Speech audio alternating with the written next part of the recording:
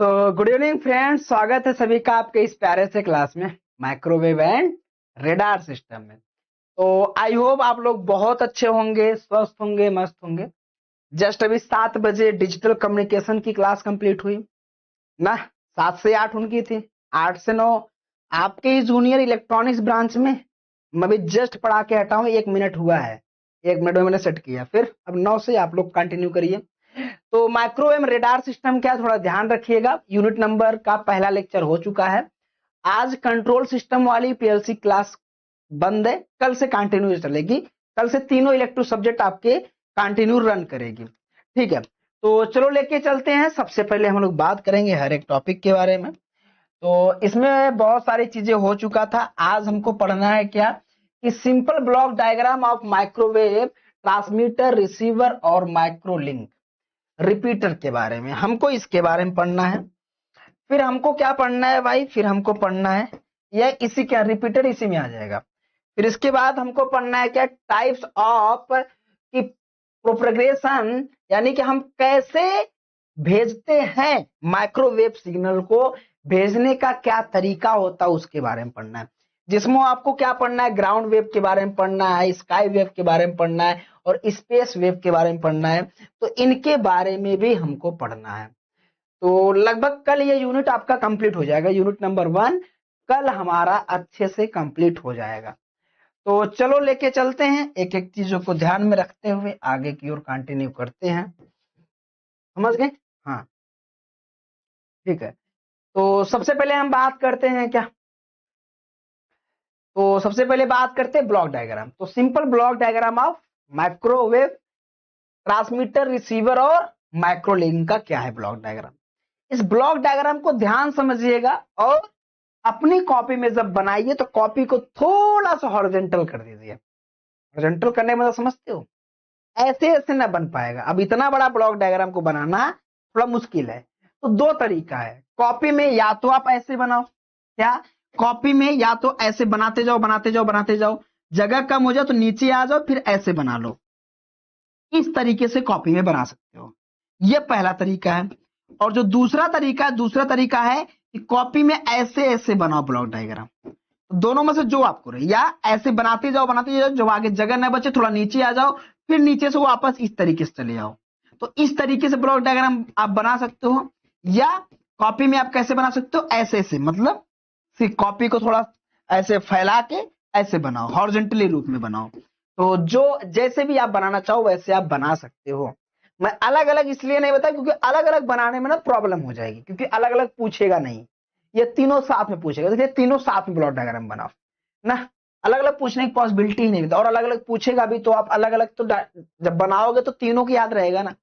तो सबसे पहले बात करते हैं ट्रांसमीटर के बारे में। ट्रांसमीटर क्या होता है भाई, कोई बताए हमको, व्हाट इज ट्रांसमीटर। कोई बताए ट्रांसमीटर के बारे में, बहुत बात किए हैं आप लोग, ट्रांसमीटर ट्रांसमीटर ट्रांसमीटर। थोड़ा आप भी बताओ ट्रांसमीटर क्या होता है। ट्रांसमीटर आप लोगों ने पढ़ा है पीईसी में, प्रिंसिपल ऑफ इलेक्ट्रॉनिक्स कम्युनिकेशन में। ट्रांसमीटर के बारे में आप लोगों ने बहुत अच्छे से पढ़ा है। सर हर क्वेश्चन पे 2026 नहीं लिख रहे हैं क्योंकि अब वह वाला सिलेबस ही नहीं है। छोटा छोटा सिलेबस है। अभी आप लोग छोटे ना, आप लोग बड़े हो गए हो ना, फाइनल ईयर सीनियर। सीनियर मतलब सुपर सीनियर। तो आपको थोड़ी बताना है, आपको पूरा पढ़ना है। बिकॉज क्योंकि आपको टॉप करना है, पास थोड़ी होना है। 2026 तो उनके लिए होता है जो पास करते हैं, और वो तुम हम मैराथन में लिखते हैं। बताओ ट्रांसमीटर क्या होता है, किसी को नहीं पता। तो भाई जो सिग्नल को भेजता हो, जो सिग्नल को ट्रांसमिट करता हो, जैसे मैं यहाँ का ट्रांसमीटर हूं, मैं यहां से सिग्नल भेज रहा हूं और आप उस सिग्नल को रिसीव कर रहे हो, यू आर रिसीवर और आई एम ट्रांसमीटर। मैं सिग्नल भेज रहा हूं तो मैं ट्रांसमीटर हूं, आप सिग्नल को रिसीव कर रहे हो तो आप रिसीवर हो। और मैं सिग्नल को कैसे भेज रहा हूं, माइक लगा है, कंप्यूटर लगा है, कैमरा लगा है, वाईफाई लगा है, ढेर सारे सिस्टम लगा हुआ है। ये हो गई ट्रांसमीटर के बारे में। अब रिसीवर आपके यहां कैसे पहुंच रहा है, आपका फोन है, अब उस फोन में भी माइक लगा होगा, उस फोन में भी कैमरा होगा, उस फोन में डिस्प्ले होगा, उस फोन में बैटरी होगा। तो जो मेरी सिग्नल को कन्वर्ट करके आपको फोन के डिस्प्ले पे दिखा रहा है, you are receiver, I am transmitter. और इनके बीच में जो सिग्नल जा रहा है विदाउट किसी वायर इज द माइक्रोवेव। यह माइक्रोवेव सिग्नल है जो हमारे और आपके बीच कोई कनेक्टिंग वायर नहीं लगा है, कोई कनेक्टिंग वायर नहीं लगा है। सर कितने यूनिट का यह यूनिट है? सारे यूनिट 10-10 नंबर का है। 5 यूनिट है ना, पांचों यूनिट 5 यूनिट है। यूनिट नंबर 1 10 नंबर का है, यूनिट नंबर 2, इसके बाद जो भी यूनिट देखोगे कोई 10 कोई 15 है, तो 10 नंबर से नीचे कोई यूनिट नहीं है। ठीक है, आगे लेके चलते हैं। तो अब यहां पे देखो, अब मैं ट्रांसमिट कर रहा हूं तो माइक, सीपीयू, डिस्प्ले, क्या कैमरा, वाईफाई सब लगा है। तो माइक्रोवेव सिग्नल को ट्रांसमिट करने के लिए क्या क्या लगेगा? सेम चीज। सबसे पहले वह सिग्नल, इंफॉर्मेशन सिग्नल किसी फॉर्म में हो सकती है। सर किसी फॉर्म का मतलब किस किस रूप में हो सकती है? भैया वीडियो के रूप में सिग्नल हो सकता है, ऑडियो के रूप में हो सकता है, चैटिंग चैटिंग के रूप में हो सकता है, और किस रूप में हो सकता है? Audio, video, chatting, picture, selfie snap वाली, सेल्फी के रूप में, वो भी तो इंफॉर्मेशन है। मैं अपनी सेल्फी, किसी की सेल्फी भेज रहा हूं आपको, तो सेल्फी भी एक प्रकार की इंफॉर्मेशन है, सिग्नल है। मैं रील्स भेज रहा हूं तो रील्स भी क्या है? एक प्रकार का सिग्नल है, एक प्रकार का इंफॉर्मेशन है। समझ गए मेरी बात? हाँ सर। तो यहां पे बात करें तो जो माइक्रोवेव ट्रांसमीटर होता है, तो पहले जो इंफॉर्मेशन सिग्नल होता है उस इंफॉर्मेशन सिग्नल को भेजा जाता है। कैसे भेजेंगे? पहले उसको भेजेंगे मॉड्यूलेटर में। अब ये मॉड्यूलेटर क्या होता है दोस्त, किसी को पता है? तो भैया मॉड्यूलेटर क्यों लगाते हैं? Modulator, anyone idea? Hi hello. Modulator क्या होता है? जो सिग्नल को मॉड्यूलेट करे। कैसे? अगर वो कमजोर सिग्नल है, उसको दूर तक भेजना है, तो उस सिग्नल की स्टेबिलिटी को बढ़ाएगा, उसको अपने साथ, जो एक प्रकार का कैरियर सिग्नल के रूप में मदद करता है, उसको ले जाने के लिए। मतलब लॉन्ग दूरी तक अगर सिग्नल को भेजना है तो मॉड्यूलेटर उसे क्या करता है? लॉन्ग दूरी तक भेजता है। यह अपनी कुछ एनर्जी, कुछ कैरियर सिग्नल इस मेन सिग्नल के साथ मिलकर ट्रांसमिट करती है। तो अगर इधर मॉड्यूलेटर लगा है, अगर क्या कि माइक्रोवेव जो ट्रांसमीटर में मॉड्यूलेटर लगा है, तो इतना सिंपल चीज है। तो रिसीवर में डीमॉड्यूलेटर लगा रहेगा नहीं लगा रहेगा? जी हाँ सर, लगा रहेगा। अगर यहां सिग्नल हम मॉड्यूलेट कर रहे हैं तो रिसीवर में डीमॉड्यूलेटर लगा रहता है। क्यों लगा रहता है? ओरिजिनल सिग्नल को प्राप्त करने के लिए। तो इधर अगर मॉड्यूलेटर है तो यहां क्या रहेगा? डीमॉड्यूलेटर रहेगा। फिर अगला है हमारे पास, ये मॉड्यूलेटर क्या करता है? एक high frequency carrier signal generate करके आगे भेजता है। वेरी गुड, याद है सभी को। फिर आगे हमारे पास माइक्रोवेव क्या लगाता है कि हमारा ये हो गया मॉड्यूलेटर। फिर माइक्रोवेव वेव ऑक्सीलेटर स्टोव लगा होता है, फिर उसके बाद पावर सप्लाई लगा होता है, फिर हमारे पास वेव गाइड लगा होता है। ये जो हमारे पास ऑक्सीलेटर लगा होता है, माइक्रोवेव ऑक्सीलेटर, यह ऑक्सीलेटर हाई फ्रीक्वेंसी जनरेट करता है, जनरेट करके पावर एम्पलीफायर को भेजता है। पावर एम्पलीफाई क्या करता है? उस सिग्नल के मान को एम्पलीफाई करता है। हमारे पास इनपुट सिग्नल आया, इनपुट सिग्नल के रूप में हमारे पास क्या होगा? इंफॉर्मेशन। कैसे information? Audio, video, test, chat, जो भी हो सकता है। वह गया मॉड्यूलेटर के पास, वह मॉड्यूलेटर भेजा किसको? माइक्रोवेव ऑक्सीलो क्या ये ऑक्सीलेटर के पास। ये ऑक्सीलेटर क्या किया? उसे एक हाई फ्रीक्वेंसी जनरेट करके उसको आगे भेजता है पावर सप्लाई, पावर एम्पलीफायर के पास। यह पावर एम्पलीफाई क्या करता है? उस सिग्नल के मान को बढ़ाता है। मतलब छोटा सिग्नल है तो उसको बहुत बड़ा सिग्नल करता है, साथ में उसमें अगर नॉइस वगैरह है उसको बाहर भी निकाल देगा, बाहर निकाल मतलब फालतू सिग्नल को। फिर आगे भेजता है वेव गाइड, मतलब कैसे जाएगा सिग्नल, किस रास्ते से जाएगा, उसको गाइडेंस देने के लिए। तुमको इधर जाना है, नहीं तुमको इधर जाना है, तो किस जगह पे सिग्नल भेजना, जैसे टीवी चलाते हो तो ऊपर एंटीना सेट करते हो, एक सही डायरेक्शन में जब एंटीना सेट होता है तब जाके टीवी आपका चलता है। तो डायरेक्शन, उसको गाइड करने वाला की डायरेक्शन, जो सिग्नल आ रहा है वो टीवी के यहां पहुंचेगा नहीं, वो जो सिग्नल एंटीना के यहां पहुंच रहा है नहीं पहुंच रहा है, तो ये डायरेक्शन, ये किस डायरेक्शन में भेजेगा, तो वह तब वह वेव गाइड के द्वारा एंटीना को भेजा जाता है। फिर वह एंटीना क्या करता है, जो माइक्रोवेव सिग्नल रहता है उसको हवा में भेजा। अब ये माइक्रोवेव सिग्नल गया हवा में, गया हवा में, अब वो हवा में तैर रहा है, हवा में चल रहा है। अब जहां सिग्नल हमको लेना हो, हमको हमारे टीवी के यहां लेना है सिग्नल, तो अब टीवी के लिए क्या करना है, एक एंटीना लगाना पड़ेगा। तो हमने क्या किया, एक अपने छत पे एंटीना लगा दिया। अब जब मैंने छत पे एंटीना लगाया तो ये जो सिग्नल हवा से आ रही थी, यह जो सिग्नल, जो माइक्रोवेव सिग्नल था, जो ये सिग्नल हवा से आ रही थी, उस सिग्नल को, एंटीना को मैंने सीधा टेढ़ा ऐसे करके उसको सिग्नल को रिसीव किया, और रिसीव करके यहां भी एक वेव गाइड लगा हुआ है। वेव गाइड यल इसलिए यह दिखाता है कि जिस डायरेक्शन से सिग्नल आ रही है उस डायरेक्शन में मुझे करो, जब उस डायरेक्शन में करोगे तो हमको क्या होगा, माइक्रोवेव सिग्नल प्राप्त होगा। फिर उसके बाद यहां लगा होता है लो नॉइस एम्पलीफायर। क्या, यहां लो नॉइस एम्पलीफायर लगा होता है कि अगर कोई अनवांटेड उसको निकाल देंगे और जो सिग्नल के मान को बढ़ा के भेजे थे उसको हम कम कर सकते हैं। अच्छा, फिर आगे डीमॉड्यूलेटर लगाए। क्यों लगाए हम डीमॉड्यूलेटर, क्यों लगाए हम डीमॉड्यूलेटर, कोई बताए।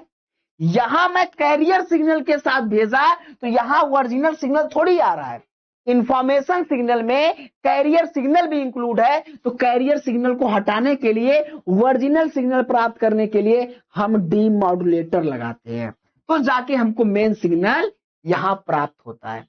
अभी सुनो, अभी तो एक बार ऐसे समझो ना, एक बार आपने ऐसे समझाना। सुनो, यह वेरी वेरी इंपॉर्टेंट प्रश्न है, बहुत इंपॉर्टेंट है। क्या है, यह बहुत इंपॉर्टेंट, 3-4 टॉपिक है इसमें तो इंपॉर्टेंट है।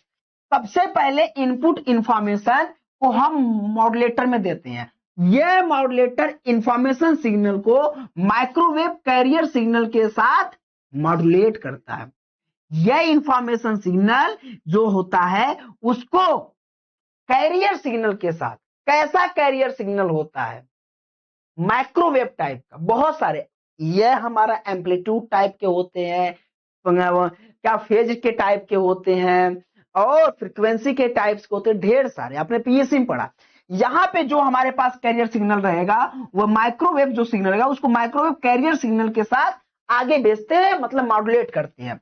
इसके बाद माइक्रोवेव क्या जो हमारे होता है क्या ऑक्सीलेटर होता है, वह हाई फ्रीक्वेंसी माइक्रोवेव सिग्नल उत्पन्न करता है। फिर यह क्या करता है, जो हमारा ऑक्सीलेटर है उस सिग्नल के साथ अपनी ये खुद की जनरेट करता हाई फ्रीक्वेंसी सिग्नल, जो इसके साथ आने वाली इंफॉर्मेशन सिग्नल के साथ मिलके आगे जाएगा। फिर आगे कहां पहुंचता, आगे पहुंचता पावर एम्पलीफायर में। यहां पे सिग्नल की पावर बढ़ाता है और वेव गाइड, वेव गाइड के द्वारा मतलब हमको एंटीना की तरफ भेजना है, एंटीना किस डायरेक्शन में सिग्नल भेजेगा, तो वेव गाइड सिग्नल के द्वारा हम ट्रांसमिटिंग एंटीना तक पहुंचता है और एंटीना इसे स्पेस में माइक्रोवेव सिग्नल के रूप में ट्रांसमिट करता है, ये आगे भेजता है, हवा में ट्रांसमिट करता है। फिर माइक्रोवेव सिग्नल हवा में क्या, लाइन ऑफ सिग्नल पाथ से ट्रेवल करके रिसीविंग एंटीना तक पहुंचता है, मतलब एक लाइन से ट्रेवल करके जहां रिसीविंग एंटीना होता है वहां पे जाके पहुंचती है। जब रिसीविंग एंटीना में पहुंचता है तो रिसीविंग एंटीना क्या करता है, इसको वेव गाइड के द्वारा इसे सिग्नल को रिसीव करता है, इसके माध्यम से वेव गाइड से फिर से सिग्नल रिसीव होती है। फिर उसके बाद क्या होता है कि अब देखो सिग्नल आते आते क्या हो गया, क्योंकि हवा में सिग्नल है तो हवा में सिग्नल आते आते सिग्नल का मान कम हो गया। अब उस सिग्नल का मान कम हो गया तो सिग्नल के मान को मजबूत करने के लिए, जो कमजोर सिग्नल है जो बहुत दूर से आ रही है उसको मजबूत, उसको एम्पलीफाई करने के लिए हम लोग लगाते हैं low noise amplifier. Low noise amplifier क्या करता है कि जो लो सिग्नल होगा उसके मान को बढ़ाएगा, और बढ़ाए मतलब उसको एम्पलीफाई करेगा, उसके मान को थोड़ा ज्यादा करेगा और ज्यादा करके अंत में भेज देता है किसके पास, डीमॉड्यूलेटर के पास, और ये डीमॉड्यूलेटर उसे पुनः ओरिजिनल सिग्नल में कन्वर्ट करके आपको आउटपुट देता है। क्या कि वही चीज आगे फिर लिखा है कि ये हो गया पहुंचाता एंटीना, फिर माइक्रोवेव सिग्नल में लाइन टू लाइन ये पहुंचता है, फिर रिसीवर एंटीना क्या करता है, एंटीना सिग्नल प्राप्त करके वेव गाइड के द्वारा क्या जो सिग्नल को रिसीव करता है, फिर इसके बाद लो नॉइस एम्पलीफायर प्राप्त करके जो कमजोर सिग्नल होता है उसको एम्पलीफाई करता है, फिर अंत में डी मॉड्यूलेटर होता है वह उस सिग्नल को ओरिजिनल सिग्नल में क्या करता है, अलग करेगा कि कैरियर सिग्नल को अलग और ओरिजिनल सिग्नल को अलग, और जो आउटपुट पे प्राप्त होगा ओनली आपको इंफॉर्मेशन सिग्नल ओरिजिनल आउटपुट ही प्राप्त होगा। यह हो गई इसके टोटल ब्लॉक डायग्राम के बारे में। ब्लॉक डायग्राम में ट्रांसमीटर रिसीवर के पार्ट इंपॉर्टेंट है। ट्रांसमीटर जो काम सीधे चलता है, रिसीवर में वही काम थोड़ा उल्टा होता है। यहां मॉड्यूलेटर लगा है, यहां डी मॉड्यूलेटर लगा है, तो ये चीज आपको ध्यान रखनी है। इस ब्लॉक डायग्राम को याद करना है और आपको ये सारी चीजों के बारे में लिखना है। अब आगे की जो टॉपिक आपकी बनती है टाइप्स ऑफ प्रोपगेशन क्या होता है। सर टाइप्स ऑफ जो प्रोपगेशन है मतलब हम कैसे सिग्नल को भेजते हैं, थोड़ा इसके बारे में समझो। सिग्नल भेजने के हमारे 3 तरीके होते हैं। क्या मेरे दोस्त, सिग्नल भेजने के 3 तरीके होते हैं। पहला तरीका होता है, ये डायग्राम बनाना होगा तो बना लेना, नहीं बनाओगे तो भी चलेगा, वो आपके ऊपर डिपेंड करता है। तो सिग्नल भेजने के 3 तरीके। पहला तरीका है ground wave propagation. Ground wave क्या होता है, जब हम लोग सिग्नल को, कोई सिग्नल, रेडियो सिग्नल, माइक्रोवेव, किसी प्रकार की सिग्नल हो, जब उसको हम क्या करते हैं, जमीन के साथ ट्रेवल करके भेजते हैं। मतलब इसकी जो डायरेक्शन है वह जमीन के साथ ट्रेवल करके ट्रांसमिट किया जाए और रिसीवर तक पहुंचे। तो जब ये जमीन के अर्थ के साथ क्या हो, ट्रांसमिट किया जाए, इसकी सतह से ट्रेवल करती है, नीचे नीचे क्या करती है, ट्रेवल करती है, तो हमारा क्या कहलाता है, ग्राउंड वेव कहलाता है। यह है ग्राउंड वेव। तो ग्राउंड वेव क्या होगा, जब वेव पृथ्वी की सतह के साथ ट्रेवल करती है, लो फ्रीक्वेंसी और मीडियम फ्रीक्वेंसी में अधिक उपयोग किया जाता है। इसका उपयोग कहां करते हैं, जहां फ्रीक्वेंसी का मान अगर कम हो या फ्रीक्वेंसी का मान मध्यम होता है तो हम ग्राउंड वेव फ्रीक्वेंसी का ग्राउंड वेव सिस्टम का उपयोग करते हैं। तो ग्राउंड वेव सिस्टम में क्या होता है, सिग्नल हमारा जमीन से बहुत ऊपर नहीं, जमीन के बहुत पास से होके गुजरता है। क्या, लगभग इसके साथ ट्रेवल करती है, ट्रांसमिट भी करेगा और रिसीव भी करेगा। अच्छा, अगला आता है स्काई। स्काई का मतलब होता है आसमान। तो जब सिग्नल को हम आसमान में भेजें तो यह सिग्नल पहले स्पेस में जाएगा, क्या, जिसको हम कहते हैं लोनोस्फीयर। अब ये लोनोस्फीयर क्या है भैया, इसके बारे में भी हम बताते हैं। तो लोनोस्फीयर मतलब आसमान में भी एक लेयर होती है, वह लेयर क्या करती है, रिफ्लेक्ट करती है। कैसी लेयर होती है, ऐसे कहो आसमान में भी एक विद्युत आवेशित वायुमंडलीय परत होती है। मतलब इसमें एक आवेशित परत है। जैसे कैसी आवेशित परत है कि यह विद्युत से आवेश, जैसे बहुत सारे चार्ज होते हैं ना, तो यह विद्युत से आवेशित परत होती है कि जब यह सिग्नल इसको भेजता है तो यह जो लोनोस्फीयर है इससे टक्कर खाके पुनः वापस आता है। क्या, इससे यह ट्रांसमीटर भेजेगा हवा में और वह हवा में एक लेयर होती है, उस लेयर से टक्कर खा के पुनः आती है कहां, रिसीवर के पास, रिफ्लेक्ट करती है। तो ट्रांसमीटर के द्वारा सिग्नल को ट्रांसमिट किया, और ट्रांसमिट जब किया तो यहां एक वायुमंडल में एक लेयर होती है विद्युत आवेशित वायुमंडलीय परत, वह क्या करती है, उस जिसे हम लोनोस्फीयर कहते हैं, वह उस सिग्नल को पुनः रिफ्लेक्ट करती है, और रिफ्लेक्ट कहां करती है, रिसीवर के पास। तो वहां से रिसीवर सिग्नल लेता है। तो यह हमारा कहलाता है स्काई। ज्यादातर मतलब बहुत बड़े, आप कह सकते हो कि अगर लॉन्ग डिस्टेंस हमको बात करनी है, यहां से हमको अमेरिका बात करनी है, तो हमारा एंटीना जमीन से नहीं जाएगा, हमारा सिग्नल अर्थ से होके नहीं जाएगा, तब उसे हम भेजेंगे हवा में, वायुमंडल में, जाओ भैया ऊपर, फिर ऊपर पहुंचेगा जो वहां पे हमारा सैटेलाइट है, फिर वह सिग्नल देगा अमेरिका वाले को, भैया फोन आवत हो, हम भेजा थे, उठा लिए। रिसीवर काम अगर ऑन कर दिया तो फोन उठ गया, रिसीवर नहीं तो नहीं उठा। कभी कभी मिस्टेक भी हो जाता है। कभी कभी ना जो माइक्रोवेव का सिग्नल होता है वो सही नहीं पहुंच पाता है। मतलब अगर आप सही नंबर को कॉल लगाते हो, आप अपने घर कॉल लगा, तब तक कहीं और किसी और स्टेट में चला जाता है, वहां की भाषा भी नहीं समझ, हेलो क्या होना है, हुआ पुआ, पता नहीं क्या बोलते हैं। आप नंबर सही लगाए हो तब पर भी दूसरा आदमी बोलता, मतलब सिग्नल में इंटरफेस हो गया, गड़बड़ी हो गई। इसका मतलब सर फिर से फोन काट के, यही तो बात है इंडिया में, फोन काट के दोबारा लगाओ, आवाज सही जाने लगती है और सही जगह लगने लगता है। तो जो स्काई वेव हमारा होता है, ये कैसा सिस्टम हमारे पास कि रेडियो वेव पृथ्वी के या लोनोस्फीयर से रिफ्लेक्ट होकर वापस पृथ्वी पे आती है और इससे बहुत लंबी दूरी तक कम्युनिकेशन किया जाता है। लॉन्ग डिस्टेंस तक हम लोग क्या करते हैं, कम्युनिकेशन, यानी कि यहां सिग्नल को पहले हम वायुमंडल में भेजते हैं, फिर वायुमंडल से सिग्नल को लेके हम रिसीवर तक प्राप्त करते हैं। तो यह चीज हमारे पास होता है क्या, स्काई वेव। अगला आता है स्पेस वेव प्रोपगेशन।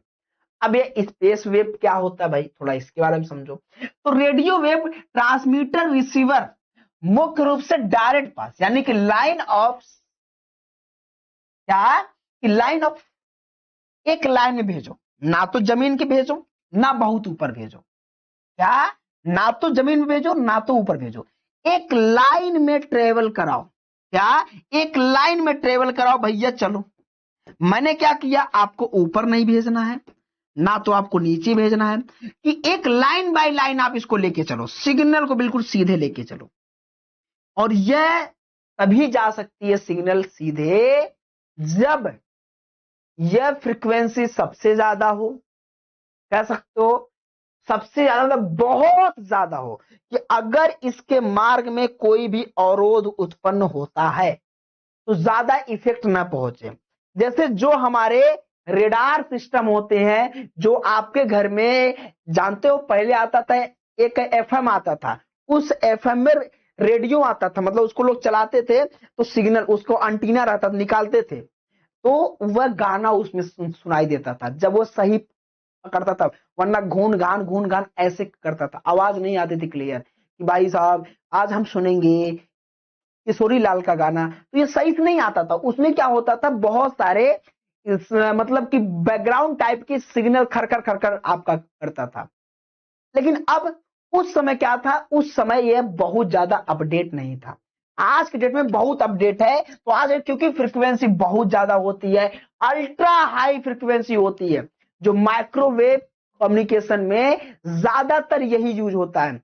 जैसे हमारे टीवी हो जाए, रेडियो हो जाए, रेडार हो जाए, सैटेलाइट हो जाए, इन सभी के कम्युनिकेशन करने के लिए, जानकारी प्राप्त करने के लिए हम यूज करते हैं स्पेस वेव सिस्टम टाइप का, कि इसमें हम एक लाइन से सिग्नल को भेजते हैं, मतलब एकदम एक साइड से सिग्नल को भेजते रहो।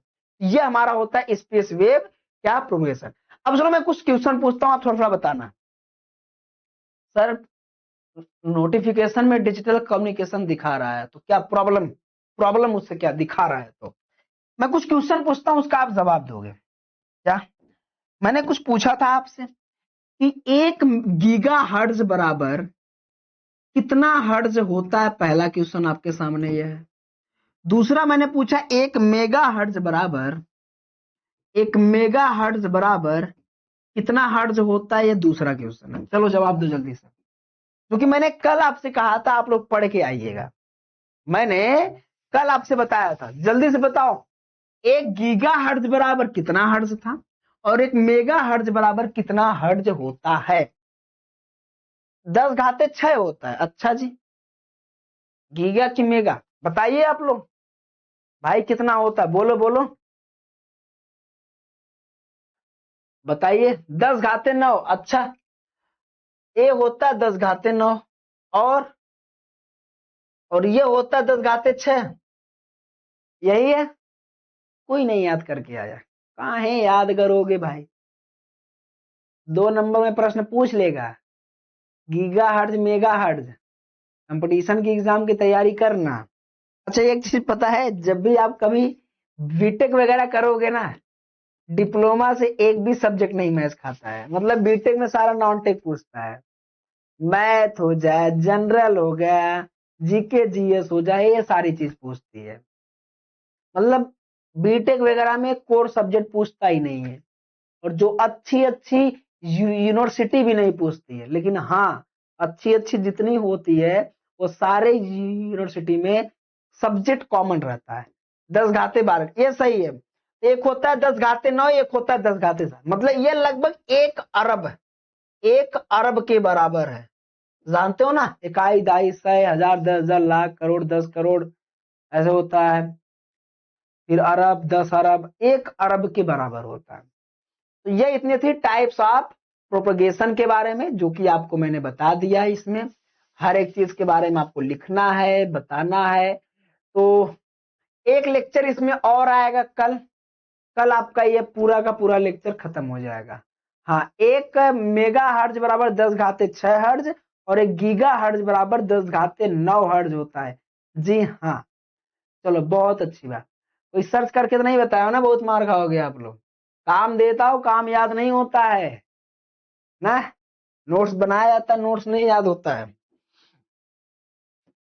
पढ़ाई वढ़ाई एक्स्ट्रा में कुछ पढ़ रहे हो नहीं पढ़ रहे हो? एक्स्ट्रा में कभी कुछ पढ़ रहे हो? बस डिप्लोमा चल रहा है, फाइनल ईयर आ गया है, बी केयरफुल। भविष्य के लिए कि आगे जो करना है अभी से करना है। जिनको भी फाइनल ईयर पास आउट होने के बाद, और मैं रियलिटी बता दूं, फाइनल ईयर भूल जाओ कि अब छठा सेमेस्टर पढ़ने वाला हो। छठा सेमेस्टर सो इजी, बहुत ज्यादा कम समय, बहुत आराम से वो निकल जाता है। अब इस फाइनल ईयर पास आउट होने के बाद जो आप करोगे, जो आप करना चाहते हो, उसका उसके लिए आप अभी से रेडी रहो।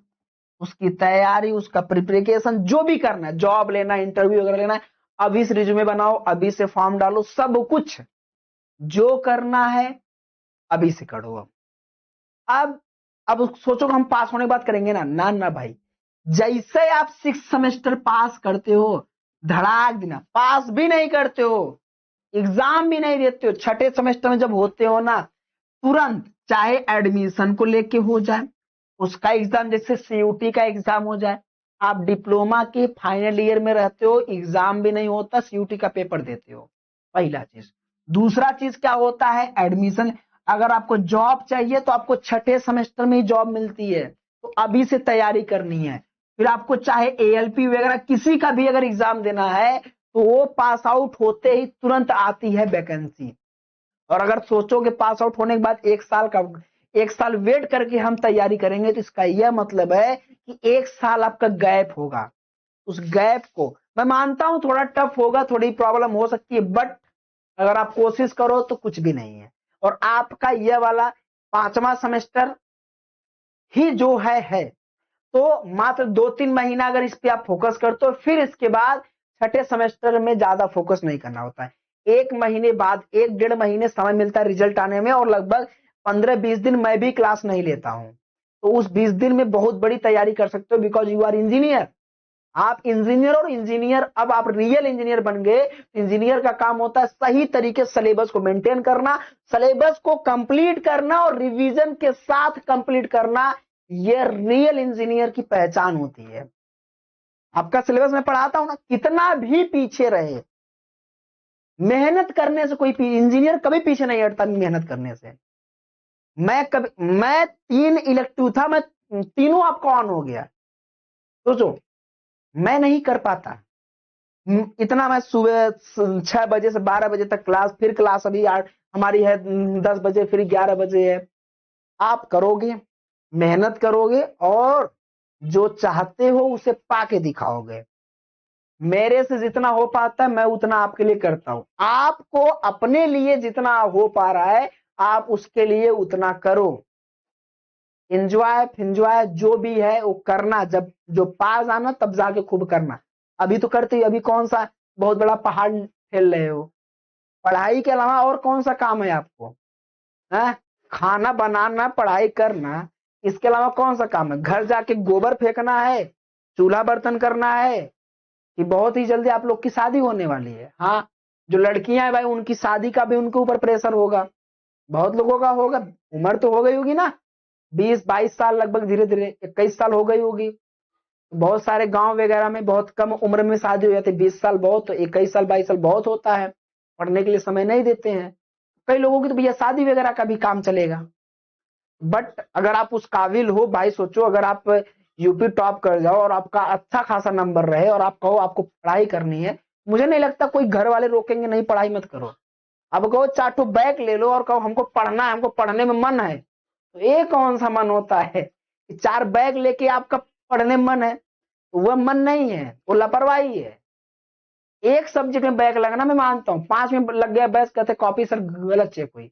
5 सब्जेक्ट में बैग लग के कॉपी गलत चेक हो गई, ये कैसे पॉसिबल है ना सर? टाइम नहीं आ रहा, नहीं मेरे पास टाइम कहाँ है, मैं भाई इतना पढ़ा लूं। हाँ, जब आप बीटेक करोगे तो फिर बीटेक में मैं मिलूंगा, तो फिर मैं आपको पढ़ाऊंगा बीटेक में। हाँ, लेकिन लाइव की पॉसिबिलिटी कम है, रिकॉर्ड ही देखना पड़ेगा, हो सकता है क्योंकि मैं दिन में पढ़ाऊंगा, क्योंकि शाम को तो ये मैं छोड़ नहीं सकता। तो उम्मीद करेंगे कि आप लोग बहुत अच्छे से तैयारी करोगे, और जब भी बीटेक वगैरह करो, कुछ भी करो ना, तो अच्छे से गाइडेंस लेके करिए, अच्छी यूनिवर्सिटी से करिए ना। थोड़ा प्लेसमेंट देख के करिए, पैसा लग सकता है बट प्लेसमेंट बहुत खतरनाक, ऐसी ऐसी ऐसे ऐसे कॉलेज है जहां कॉलेज का प्लेसमेंट 50 लाख 60 लाख है। मतलब पर मंथ की सैलरी पता है कितनी है? 4 लाख 5 लाख रुपए। बीटेक के ऐसे ऐसे यूनिवर्सिटी, ऐसे ऐसे कॉलेज है, पर मंथ की salary 4 lakh 5 lakh per month. आप आईएएस से बहुत ऊपर रहते हो। एक आईएएस की सैलरी 1,20,000 1,30,000 रहती है। वह धाधली उधली करके तब 2 लाख 3 लाख जुहा पाएगा। आप प्राइवेट में रह के 3-4 लाख रुपए पर मंथ कमाते हो। जब एक अच्छी यूनिवर्सिटी मिल जाती है तो, और एक अच्छा प्लेसमेंट हो जाता है तो। सबका नहीं होता, मैं मानता हूं बहुत कम लोग का होता है, लेकिन उस बहुत कम में आप बहुत हो, क्योंकि आप वो वाले चीज नहीं हो कि जो पहले स्टूडेंट रहते थे पढ़ने, आप बहुत पढ़ने में तेज हो। सच बताओ, आप अपने आप को हल्के में लीजिए ही मत ना। और आपको लग रहा हो जैसे एक होता है, एक समय आता है जिस समय लगता है कि अरे इतनी नहीं, आप लोग को लग रहा है कि 30-40 हजार 50 हजार की नौकरी मिल जाए ना, उतने के लिए हम बेस्ट है। बहुत गलत बात है। 40 हजार 50 हजार की नौकरी के लिए उतना तो आप कोई एक अच्छा खासा घर पे दुकान खोल के कमा सकते हो। 30-40 हजार रुपए लगता है बेस्ट है। जब मैं जॉब करता था तो मुझे भी कम सैलरी उस समय थोड़ी बहुत मिलती थी, स्टार्टिंग सैलरी भी मेरी बहुत कम थी। उस समय लगता था मेरी सबसे बेस्ट है, इसलिए लगता था क्योंकि मेरे गांव में उतनी सैलरी किसी की नहीं थी। लेकिन जब आप अकॉर्डिंग टू इंडिया देखो ना, तो यहाँ खर्च बहुत ज्यादा है। घर का प्रेशर, घर की सारी चीजें, जिंदगी बीत जाती है एक अच्छा घर बनवाने में। आपका खुद का घर पापा बनवा दिए, वो नहीं, खुद का घर बनवाने में पूरी जिंदगी की कमाई लग जाती है, पैसे कम पड़ जाते हैं। 50 हजार कमा रहे हो महीने का ना, तो भी पैसे कम पड़ जाएंगे, सोचो। तो यह उम्मीद रहे जितना पैसा कमा पाओ उतना पैसा कमाओ, खूब पढ़ाओ ना, भर के कमाओ। और जब कमाने लगला तो थोड़ा बहुत मीठा उठा भी मेरे लिए लेते आना, लेकिन मन से कहो। और आपके सामने इसी बहस से जब बहुत अच्छे पोस्ट पे बहुत ज्यादा पैसा कमाने लगेंगे, तो यही आके आप लोग रहोगे ना ग्रुप में, तो यही आके मैं बताऊंगा ना। चैनल पे तो रहोगे ना, सब्सक्राइब कि अनसब्सक्राइब मार दोगे चले जाओगे, तो आप यही सबका नाम मुझे याद रहेगा, जैसे प्रशांत हो, अशोक हो, निधि हो, चाहे जितने लोग रहते हैं हमको नाम याद रहता है ना। तो यही आके दिखाऊंगा, तब आपको लगेगा। मुझे भी नहीं पता कौन कहाँ जाएगा, लेकिन इतना जरूर पता है कि इसमें से कोई 2-4 ऐसे होंगे जो बहुत बड़ा फोड़ेंगे, मतलब जिंदगी में कुछ ना कुछ जरूर करेंगे। हर साल होता है, हर बैच में होता है। ये आप नए नहीं हो, ये भी है कि आप नए नहीं हो कि आप ही कर रहे हो। ये हर साल होता है और इस पल हर बैच में होता है। अभी आपके जो सीनियर गए हुए हैं, उन सीनियर में मुझे भी याद है कि वो उनकी भी नौकरी लगभग 39,540 रुपए की एक लोग की लगी हुई है। तो वो मैं कह सकता हूँ डिप्लोमा बेस पे वो अपनी जिंदगी में कुछ फोड़ा है कि 40,000 की नौकरी लगभग ले लिया है स्टार्टिंग सैलरी। तो कुछ फोड़ा है अपनी लाइफ में। और आप क्या फोड़ोगे इसमें से? तो हाँ, किसी की 18 में भी लगी है, किसी की 14 में भी मान लो लग गई, तो according to interview, according to उसके नॉलेज के हिसाब से उसके जॉब लग गई, बात खत्म। अब नहीं करोगे, पढ़ोगे नहीं, तो फिर कैसे होगा? चलो, तो फिर आज के लिए यही रखते हैं, आगे की पढ़ाई हम लोग कंटिन्यू करेंगे कल से। बट फोकस करो अपने लाइफ पे थोड़ा ज्यादा। डिप्लोमा आप पास हो चुके हो लगभग, कुछ है नहीं अब ना, कुछ ज्यादा आपका बचा नहीं गया है। छठा सेमेस्टर पहला बीत गया, दूसरा सेमेस्टर बीत गया, जैसे पहला दूसरा बीता, तीसरा बीता, चौथा बीता, पांचवा भी बीत जाएगा, छठा भी बीत जाएगा। बहुत कम समय है, तो लाइफ को थोड़ा सीरियस लेके अब पढ़ाई करिए, खूब एंजॉय करिए, लेकिन अब एंजॉय नहीं कर पाओगे। ठीक है, so thank you so much friends, मिलते हैं हम लोग अब आगे कल के डेट में। कल यूनिट नंबर 1 को हम करेंगे पूरी तरीके से कंप्लीट, और उम्मीद करते हैं कि आप इसको नोट्स बनाओगे, पढ़ोगे। थोड़ा थियोटिकल टाइप का है, बट हाँ मेहनत करके आराम से पढ़ोगे आप लोग। So bye bye, good night, take care, मिलते हैं हम लोग कल के डेट में। Bye bye friends, good night, good night सभी को, गुड नाइट।